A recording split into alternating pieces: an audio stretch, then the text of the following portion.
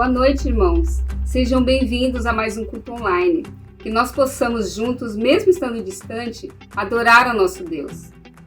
Se inscreva no canal, clique no sininho, deixe seu like e compartilhe. E também deixe seu pedido de oração ou um comentário no chat. Eu gostaria também de convidar você a fazer parte de uma célula. São momentos muito gostosos que a gente passa lá. Mesmo estando longe, se reunindo virtualmente, tem sido abençoador. Nós fazemos parte da célula Dynamis e nós nos reunimos toda sexta-feira a partir das 20 horas. Eu convido você a vir nos visitar, até mesmo virtualmente. Tenha um bom culto.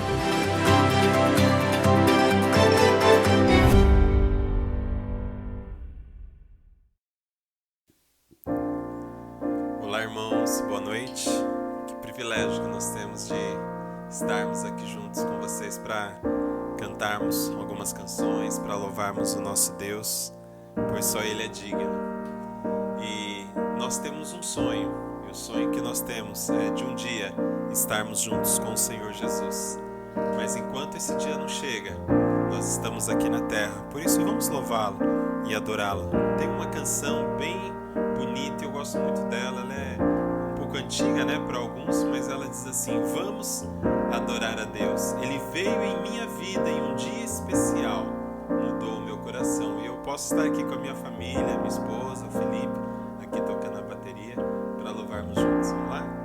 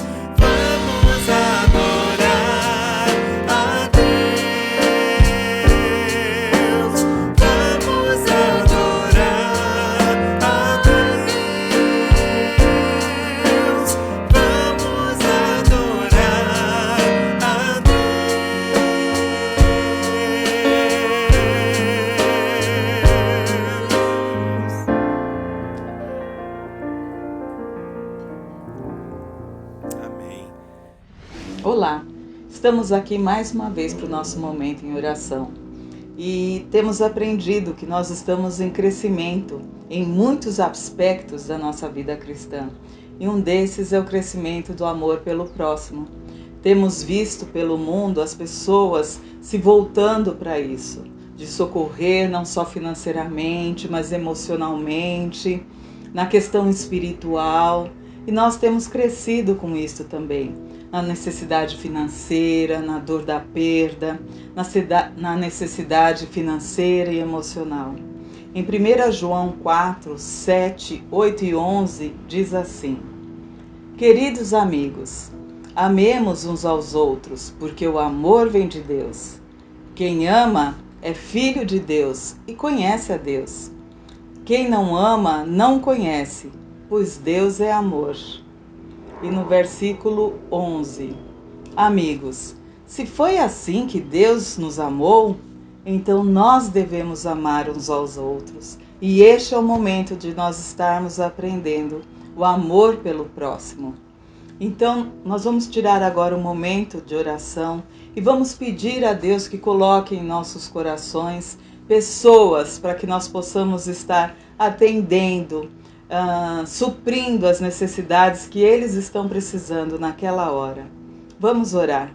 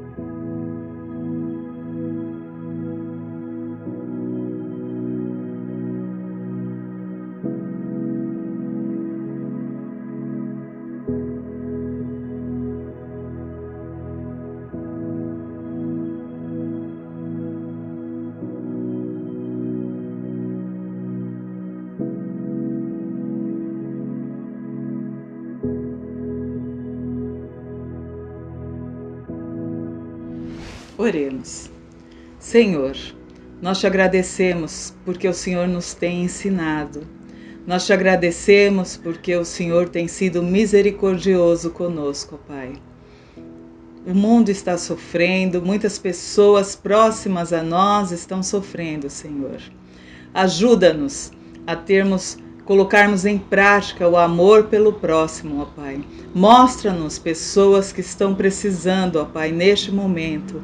Oramos, Senhor, pelas famílias, oramos pelos que estão desempregados, oramos pelos que estão na linha de frente, Senhor, e nesse momento que as coisas começam a voltar ao normal, que o Senhor possa continuar, Senhor, a nos proteger, a nos fortificar em oração, que a nossa igreja, ó Pai, possa ser destaque onde quer que ela esteja, como aqueles que colocam em prática o Deus que eles servem. Muito obrigado, Senhor, por este momento, em nome de Jesus. Amém.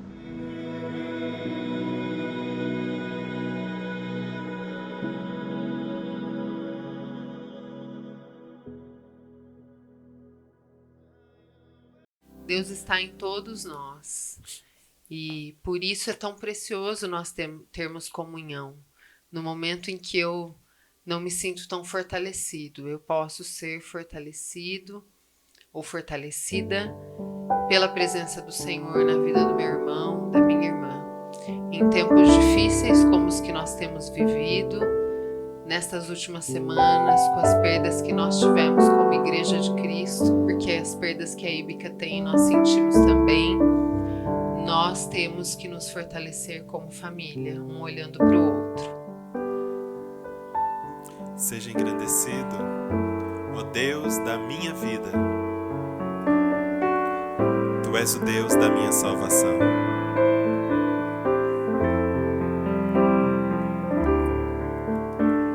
Seja engrandecido, ó Deus da minha vida.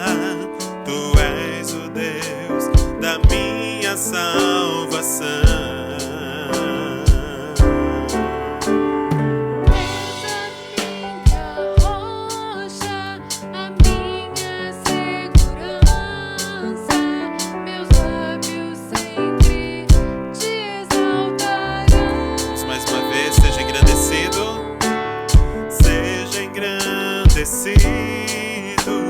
Ó Deus da minha vida, Tu és o Deus da minha salvação. Tu és a minha rocha, és a minha rocha, a minha segurança.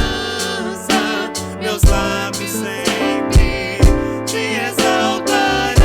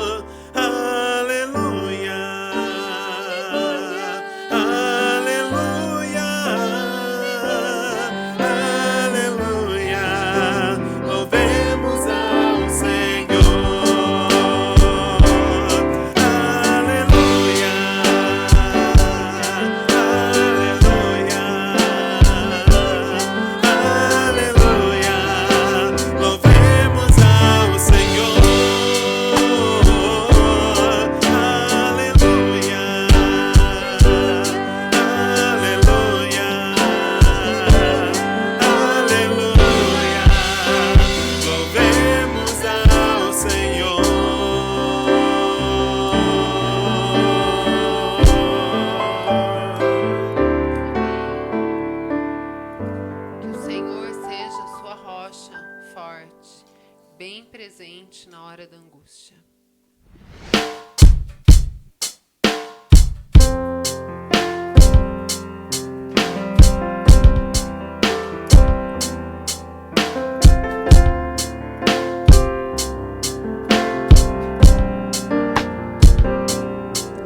Só te ouvir tua voz e sentir teu amor, só de pronunciar o teu nome,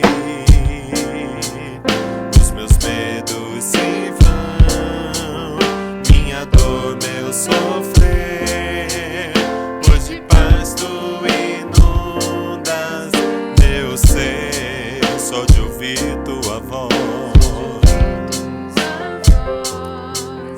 e sentir teu amor, só de pronunciar o teu nome, os meus medos se vão, minha dor, meu sofrer,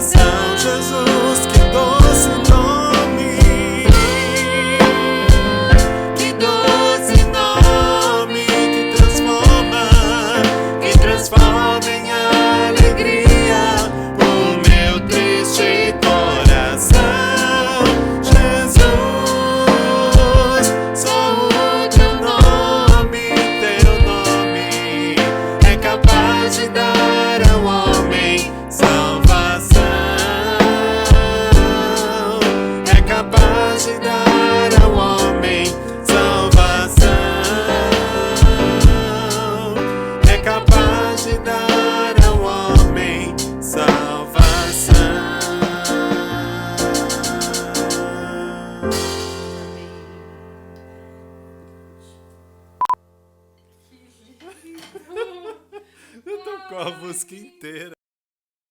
Boa noite, Íbica. Boa noite a você que está nos assistindo e participando conosco desse culto pela internet. Mais uma semana de pandemia, não é? Quanta coisa já passou, né? São meses e meses numa situação que a gente nem imaginava que poderia acontecer.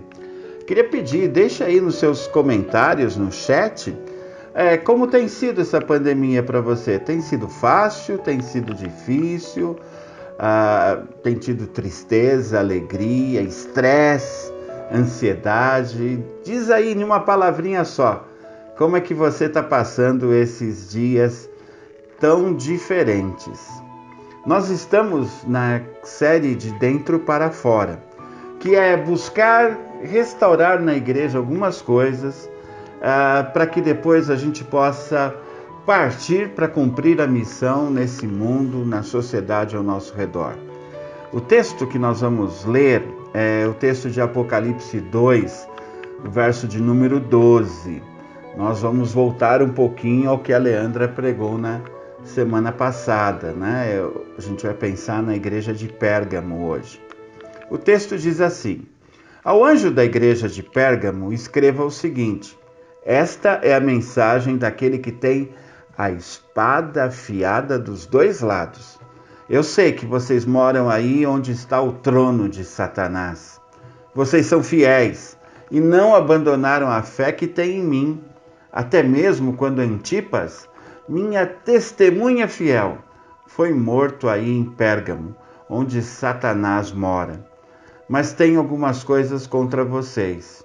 Há entre vocês alguns que seguem o ensinamento de Balaão, que mostrou a Balaque como fazer com que o povo de Israel pecasse, dizendo que os israelitas deviam comer alimentos oferecidos aos ídolos e cometer imoralidades. Assim também estão entre vocês alguns que seguem os ensinamentos dos nicolaítas. Arrependam-se, senão eu logo irei até aí, e com a espada que sai da minha boca lutarei contra essa gente. Portanto, se vocês têm ouvidos para ouvir, então ouçam o que o Espírito de Deus diz às igrejas.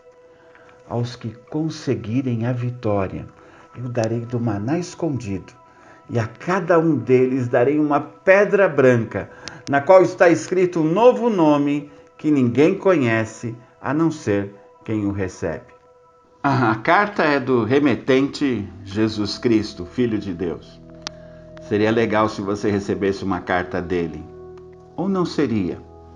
Eu acho que tem algumas coisas legais e algumas coisas meio difíceis nessa carta que Jesus escreve para Pérgamo, como teria se ele escrevesse para Íbica. O texto fala sobre espada de dois gumes. Essa espada está diante de uma igreja que está em cima do muro, confusa, e a espada separa a verdade e engano. Sobre aquela cidade também estava a espada de Roma, que tinha conquistado ali a Ásia e exercia o seu domínio poderoso sobre todos. A espada de Roma pode tirar a vida, é verdade, mas quem tem a espada nesse momento e na situação final é Jesus. Essa espada pode condenar os que permanecem no erro e essa própria expressão dele ter uma espada é uma afirmação de autoridade. Vamos ver alguns motivos de sofrimento nessa igreja de Pérgamo. São alguns sofrimentos, às vezes, já nos causa uma reação de simpatia, da gente, ou de empatia em querer sentir a dor do outro. Vamos ver que o sofrimento de Pérgamo tem algumas características que motivam a nossa empatia e outros que são meio que tem mais a ver com pecado ou outra coisa. Bom, a primeira coisa que aquela igreja sofre é pela geografia e história da cidade de Pérgamo. Hoje ela é chamada de Bergama, e era uma antiga capital da Ásia Menor, né? Durante muitos anos, em vários impérios, ali foi a capital. O significado de Pérgamo é fortaleza. Ela ficava em cima da montanha, protegida, e dali ela tinha controle total daquela região, poderia se proteger contra um ataque ou qualquer coisa assim.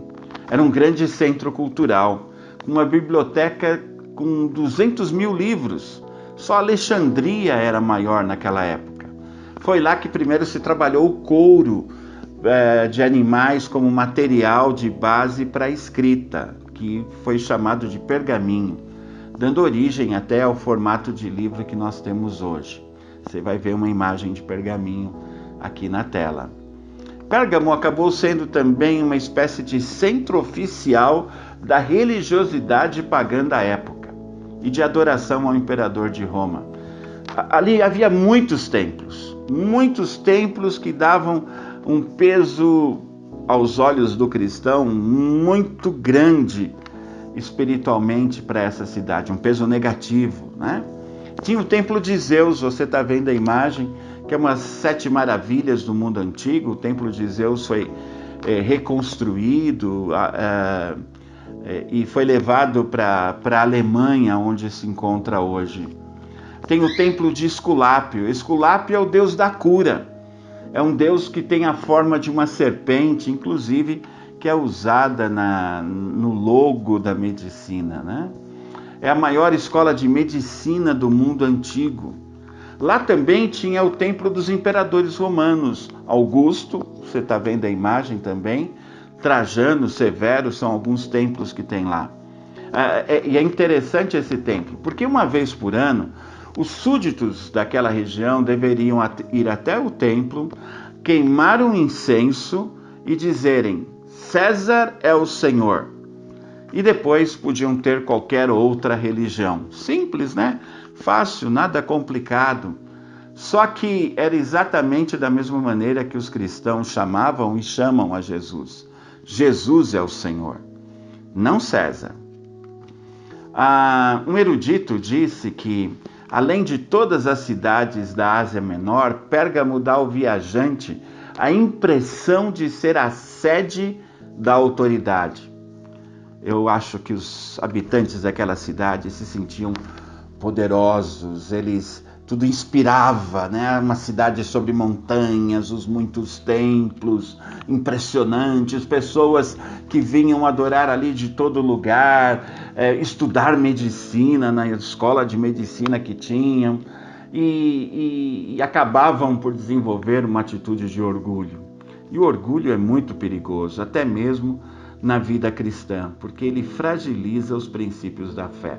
Resumindo, Satanás trabalha em Pérgamo através das pressões de uma sociedade pagã.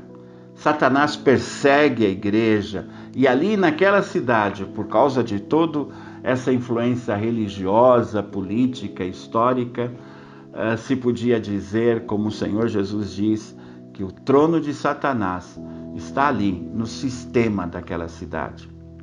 E é o mesmo nos nossos dias.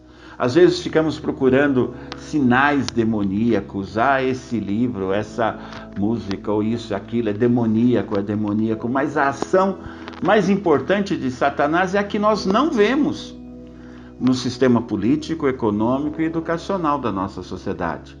É ali que ele tem trabalhado poderosamente para perverter a minha e a sua fé. Segunda coisa que a gente vê em termos de sofrimento, eles sofreram por causa da sua fé. É uma igreja que sofre porque crê, porque afirma que Jesus é o Senhor e não César, porque ela proclama essas verdades mesmo à custa da própria vida. Segundo a tradição cristã, Antipas foi o primeiro mártir, o primeiro cristão a morrer na Ásia por causa da sua fé. Ele era o pastor da igreja. Ele foi cozido em azeite em um caldeirão de bronze em forma de boi e sofreu isso lentamente até morrer, porque ele professou a sua fé pública em Jesus. Gente, ele podia ter interrompido isso, ele podia ter escapado dessa morte horrível. Era só dizer que César era o Senhor. Era só acender um palitinho de incenso lá que estaria tudo bem. para a vida dele, mas ele não negou a Jesus. E isso foi poucos anos antes dessa carta no reinado de Domiciano. A igreja foi perseguida nesse tempo violentamente, enfrentaram morte, tristeza. Mas é interessante como Jesus chama pelo nome e honra essa testemunha fiel que foi Antipas. Olha, esse homem me representa. A pergunta que fica para a gente é o que nós faríamos se houvesse, ou quando houver, uma perseguição sobre os cristãos no Brasil e no mundo em geral. Isso tem crescido demais. Estaríamos dispostos a morrer pelo que cremos? Sofrer por causa do nome dele? Não estou falando de sofrer por outra causa, por um ativismo desse ou daquele tempo, mas sofrer somente por causa do nome de Jesus. Simplesmente isso. Eu não nego que Jesus é o Senhor da minha vida. A terceira característica do sofrimento dele já não é tão inspiradora assim. Eles sofrem por causa do pecado. O pecado que era cometido na igreja no modelo de Balaão, no modelo dos nicolaítas. Satanás muda de tática. Gente, Satanás está destruindo a raça humana e a fé em Deus há milhares de anos. Ele não é um novato nisso. Ele sabe quando tem que mudar de tática. Então ele deixa a violência e a perseguição de lado e parte para a sedução. Leva a igreja a negociar a verdade. Olha, não precisa morrer. É só aceitar algumas coisinhas que todos ficam bem. Um incensozinho uma vez por ano, uma coisinha aqui, outra lá. Todos vão aos templos. Os cultos nesses templos eram regados a festas, comida sacrificada a ídolos e a adoração através de atos sexuais com as sacerdotisas que realizavam aquele culto ali. Tinha a ver com questões de fertilidade da terra e tudo mais. Aquela igreja que perdeu seu pastor de forma tão violenta aceita mansamente esse comportamento. Pensando um pouquinho em Balaão, qual era a tática de Balaão? Balaão foi contratado por um rei, Balaque, para fazer algumas profecias e maldições contra Israel. Toda vez que ele ia, Deus o impedia. Eu lembro da história da mula que falou. Várias vezes Deus impediu que ele amaldiçoasse Israel. Então ele dá um conselho para o rei Balaque. Olha, pega as suas filhas e dê as suas filhas para os israelitas. E elas vão convencê-los a adorar ídolos através de sexo e sacrifícios. E você vai ver como isso vai destruir o relacionamento deles com Deus. Nicolaítas, a gente não sabe bem o que seriam. Não há uma posição muito clara na história cristã sobre isso. Mas a gente sabe de outra passagem que eles eram odiados por Jesus. Provavelmente causavam tropeço para os irmãos, né? Traziam tanto um grupo como outro aquela ideia de que se pecar, Deus perdoa. Isso faz parte da vida social. Uma mentirinha, um palavrão, uma expressão de preconceito, uma expressão de ódio, uma expressão de egoísmo, né? A gente começa a achar que está tudo bem, a nossa sociedade pensa assim, e a igreja tem pensado assim. Deus é bom, e Ele não tem nada contra que nós demos uma chance para o cristão que é corrupto, que diz crer, cristão que é bandido, ou até assassino, ou que prega o ódio contra o outro. Não há nenhum problema nisso. Só depois é fazer uma oraçãozinha que fica tudo bem. A quarta questão sobre o sofrimento daquela igreja é a oportunidade deles escaparem desse caminho de morte que eles estavam andando. É o arrependimento, porque o Senhor está chegando. Ele vai vir com aquela espada. Lembra a espada que ele falou que tinha lá do começo, que era a autoridade deles? E ele ia vir com a espada contra aqueles que não se arrependessem. A turma do Balaão e dos nicolaítas, né? Ele mesmo vai enfrentá-los e dar a eles a justa paga. Sabe, nós temos experimentado e conhecemos o amor de Deus, a sua graça infinita. Mas nunca podemos deixar de esquecer que o Deus da Bíblia, Ele é gracioso, Ele é amoroso, mas Ele é justo. Ele não admite ações trôpegas, ações falsas, hipócritas, quando se trata da fé em Jesus Cristo. Se você crê em Jesus, você obedece a palavra. Simples assim. É bem verdade que a gente tem que fazer uma observação aqui. Não era toda a igreja que caía nesse pecado. O problema era que a igreja era tolerante com os que pecavam. Se tornou culpada por sua negligência. Ela não combateu essas falsas doutrinas. Ela não combateu esses desvios morais que estavam acontecendo dentro da igreja. Uma igreja só é forte quando ela é santa, separada para Deus. Se ela abre mão dos princípios bíblicos, ela se torna fraca.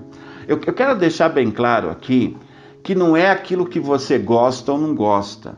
Não é aquilo que você acha ou não acha, aquilo que pastores ensinaram, livros ensinaram. Não tem nada a ver com que alguém determina para você o que é certo e errado.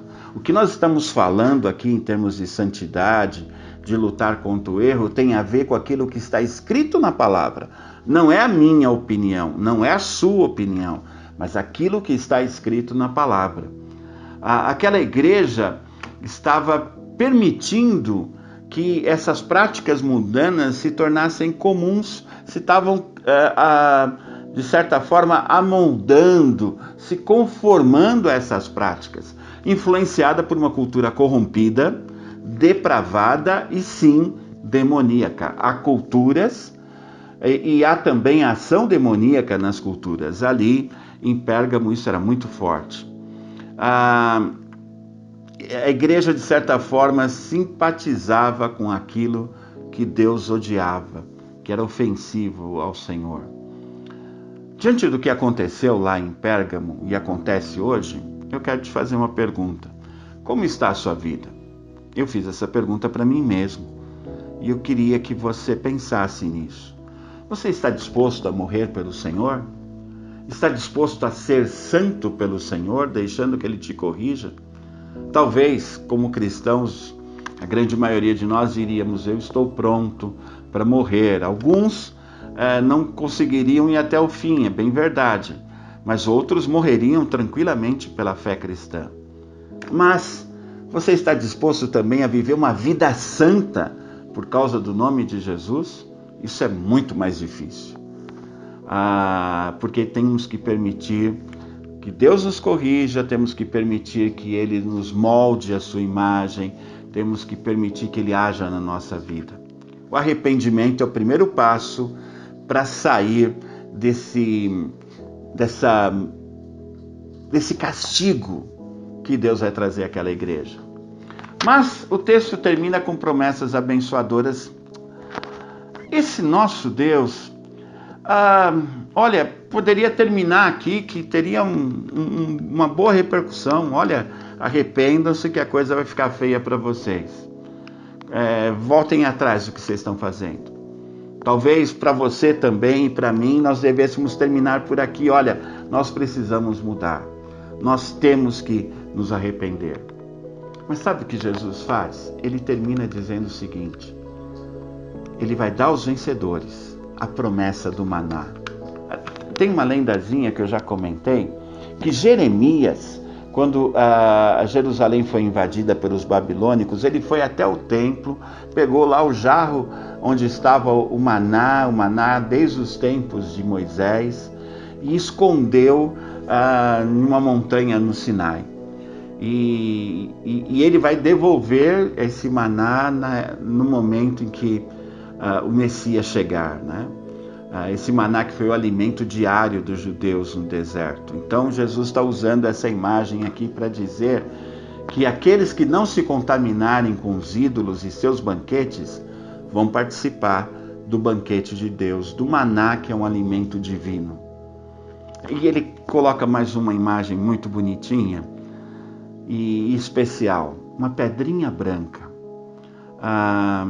Os tribunais antigos, na hora da sentença, os jurados ali, eles na sua votação, a resposta dessa votação que eles fizeram era, quando havia inocência, eles apresentavam uma pedrinha branca que absolvia aquele réu. Um outro significado, o ingresso para as grandes festas de Pérgamo era uma pedrinha branca também, né? Eles usavam isso para poder entrar nas festas, era o ingresso deles, o comprovante para entrar na festa. E Jesus também nos diz aqui que Ele nos dá o perdão e Ele nos dá a entrada para a festa verdadeira, que é eterna. E o novo nome que está escrito nessa pedrinha, que ninguém sabe, só aquele que a receber, nós poderíamos dizer que é uma incógnita, ou como muitos comentaristas e estudiosos dizem, que quando você pegar essa pedrinha, você vai olhar para ela e vai ver um novo nome ali, e o nome é Jesus. Eu sou de Jesus. Jesus me derrama sobre mim esse novo nome. Ele diz agora que eu sou dele. Essa é a nossa esperança. A coisa incrível é que a nossa esperança não é o final da pandemia. A nossa esperança não são dias melhores no futuro. A nossa esperança não é o sucesso econômico da nação e de cada pessoa. A nossa esperança não é vivermos em uma democracia perfeita, de uma sociedade perfeita. Não é a nossa esperança. A nossa esperança tem a ver com isso, com o banquete celestial, com a nossa entrada garantida, com o nosso perdão. É nisso que a gente constrói a nossa vida. Nós não podemos distorcer isso. Sim, devemos lutar por causas sociais, temos nossos valores, pregarmos a verdade, devemos fazer tudo isso. Mas o seu coração não pode estar fundamentado em uma sociedade humana que é sempre pecadora. O nosso coração tem que ter suas raízes fincadas em Cristo e na esperança da eternidade. Vamos trazer algumas aplicações. Olha, eu não preciso te dizer isso, você sabe. Nós somos testados ainda hoje na pureza doutrinária e moral. Se você quer entender mais sobre doutrina, sobre valores morais cristãos, nós temos classes de estudo para isso, onde a gente estuda a Bíblia de diversas perspectivas. Então, procure aí no link para você entrar em contato e participar de uma dessas classes. Nós temos que fazer diferente daquela igreja de Pérgamo. Hoje a nossa luta de doutrina distorcida tem a ver com a teologia da prosperidade, que prega mentiras, que acaba deixando a salvação em Jesus em segundo lugar. Nossa luta é contra a salvação pelas obras, eu mesmo garantir a minha salvação. Nossa luta é contra o desprezo pela graça, a criação de rituais e regras que você tem que cumprir para ser salvo. Se fosse assim, Jesus não precisava ter morrido e nos dado a salvação de graça.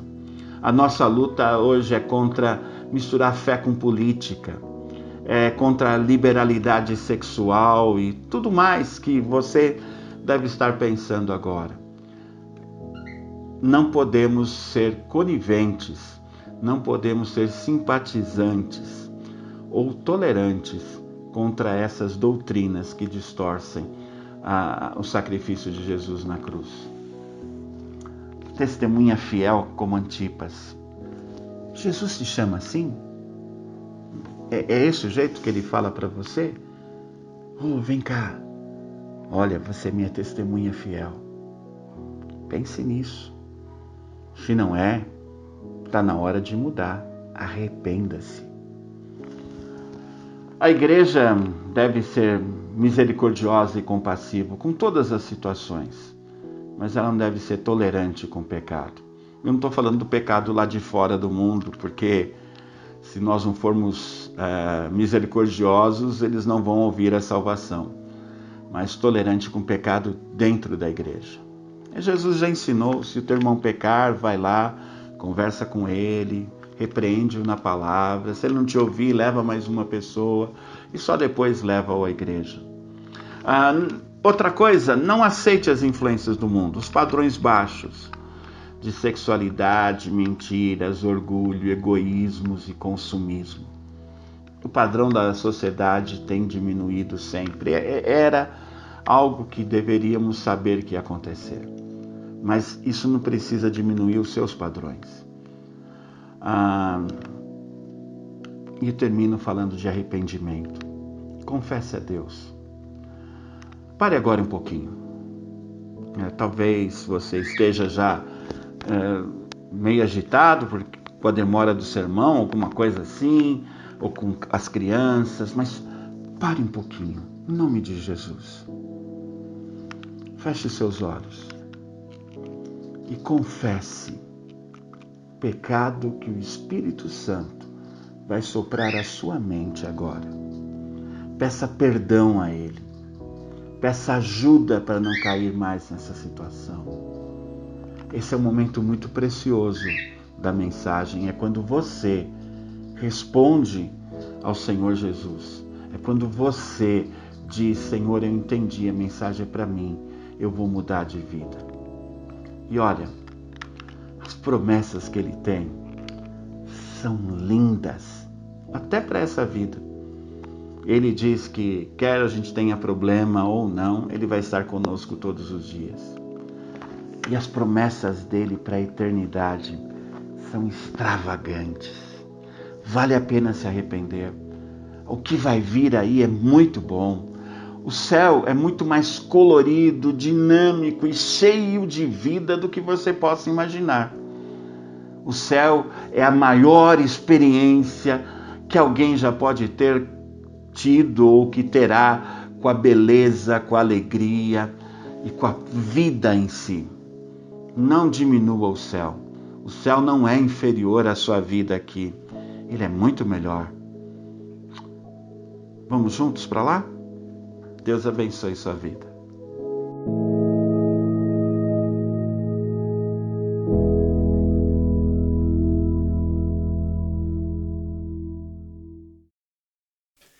Essa última canção que nós vamos cantar, ela diz: Senhor, eu te quero, te procuro, ó Deus, eu te busco.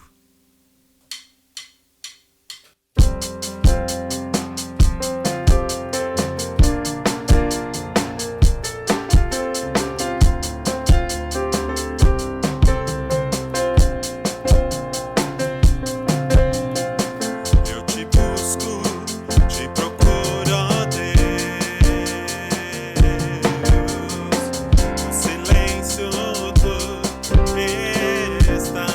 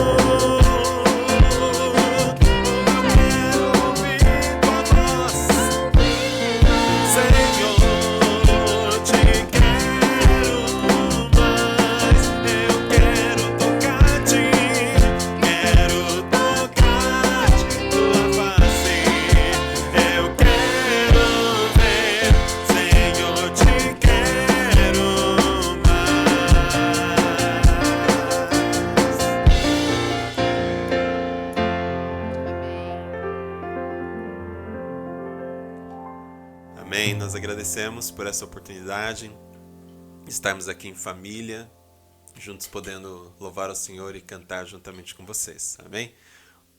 Um abraço para vocês, irmãos. Deus Obrigada. abençoe a todos. Amém.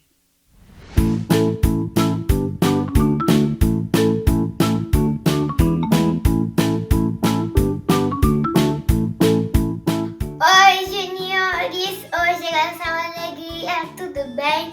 Hoje eu vou cantar uma musiquinha e depois a gente vai orar. Vem comigo! 1, 2, 3, palavrinhas! Você está preparado? Essa música nós vamos cantar a bondade de Deus em várias línguas. Vamos começar com o português. Deus é tão bom, Deus é tão bom, Deus é tão bom pra mim. Deus é tão bom, Deus é tão bom, Deus é tão bom pra mim. Agora vamos cantar em inglês. God is so good, God is so good, God is so good, He's so good to me. God is so good, God is so good, God is so good, He's so good to me.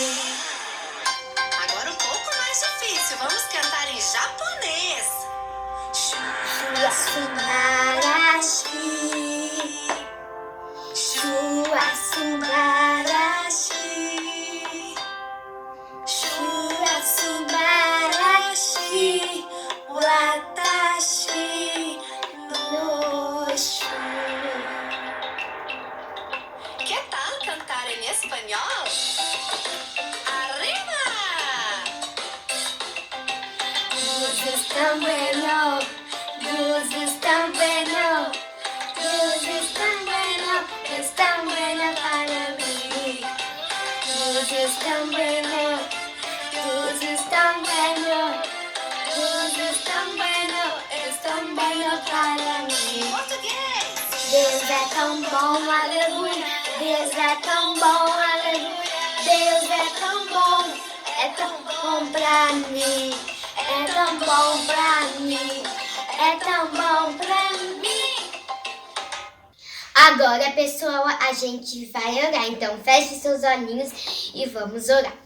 Papai do céu, cuide de todo mundo, cuide da Íbica, de todos que estão aqui, que fiquem todos bem e a saúde venha e fiquem todos bem em todas as suas casas. Amém. Beijo, gente! Tchau! Beijo da Lívia!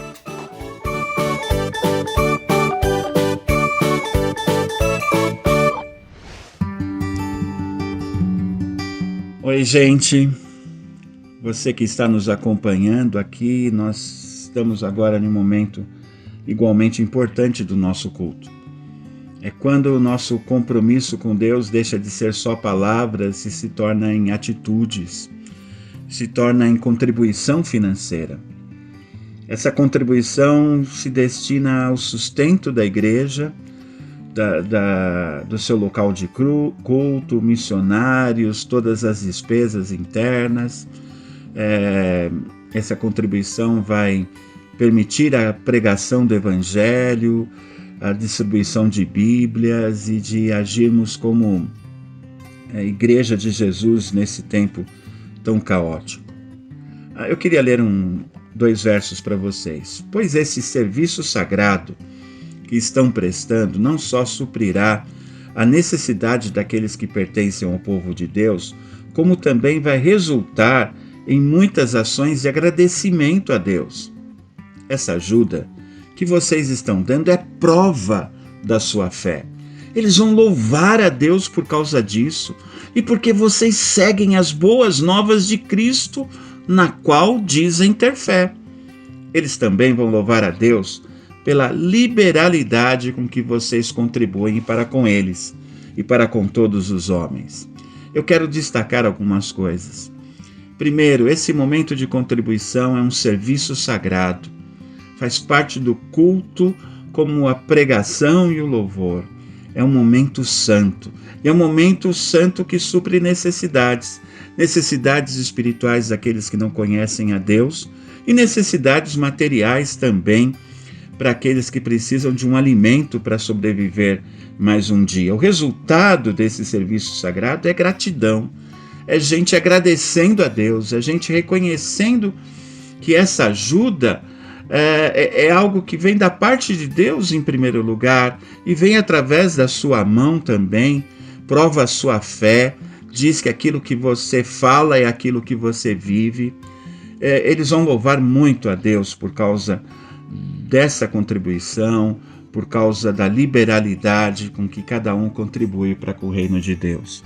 Nós tivemos uma prova disso essa semana. Durante a semana, chegamos a uma situação que não tínhamos mais nenhuma cesta básica para doar. Tinha acabado o nosso estoque e temos compromissos com famílias na semana que vem. E Deus moveu meu coração para fazer um apelo para amigos, irmãos, queridos de todos os lugares de nossa igreja. E Deus levantou gente de Recife, de São Paulo, de vários lugares para contribuírem de uma forma muito carinhosa para conosco. Eu quero dizer para você que contribuiu que essa sua atitude vai gerar naquela família que vai estar se alimentando com a cesta básica que você doou ou com o remédio que você doou em forma de dinheiro, vai estar louvando a Deus pela sua vida e pela sua fé.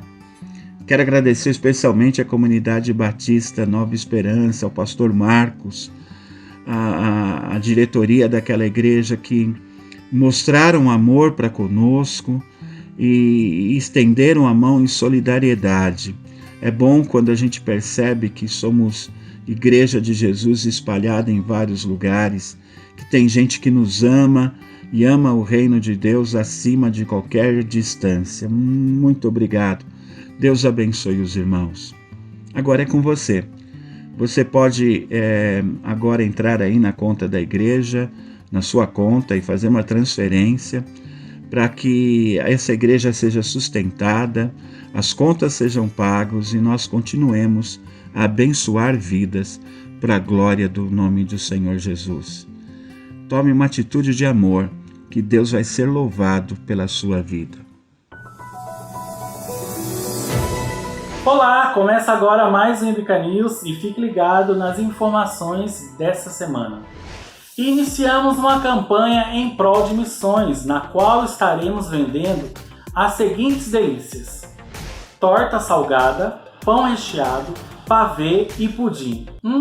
Os sabores e valores estão aparecendo em sua tela e a entrega será feita nos sábados, dia 12 e 19 de setembro.